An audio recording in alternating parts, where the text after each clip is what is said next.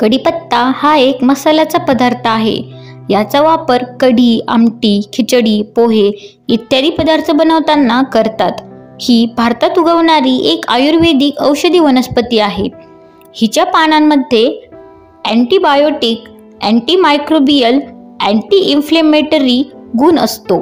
कढीपत्त्याचे झाड हे छोटे असते. याची उंची 2 ते 4 मीटर असते आणि त्याच्या खोडाचा व्यास 40 सेंटीमीटर पर्यंत असू शकतो. झाडाची पाने टोकदार असतात. प्रत्येक फांदीवर 11 ते 21 पर्णिका असतात. प्रत्येक पर्णिका 2 ते 4 सेंटीमीटर लांब व 1 ते 2 सेंटीमीटर रुंद असते. उष्णकटिबंधीय तसेच उपउष्णकटिबंधीय प्रदेशांत मिळणारे हे रुतासी परिवाराचे झाड आहे. हे झाड मूळचे भारतीय आहे. या झाडाची ओली पाने रस्सेदार किंवा शिजवलेल्या सुक्या खाद्यपदार्थात स्वादासाठी वापरतात. याचा तामिळ नावाचा अर्थ आहे, जिचा उपयोग रस्सेदार खाद्यपदार्थात होतो अशी पाने. कन्नड भाषेमध्ये कढीपत्त्याच्या पानाला कालानिम या अर्थाचा शब्द आहे, कारण याची पाने कडुनिंबाच्या पानांसारखी दिसतात.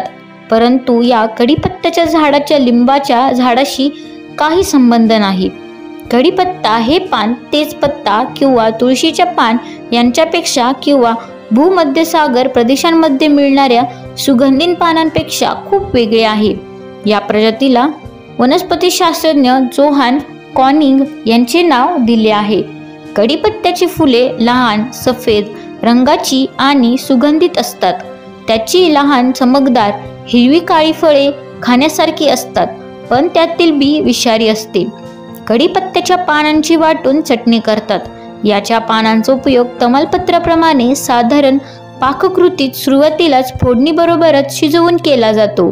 कढीपत्त्याचे ताजे पान फ्रीजमध्ये पण ताजे राहत नाही आणि बाहेरही बरेच दिवस नाही राहत नाही.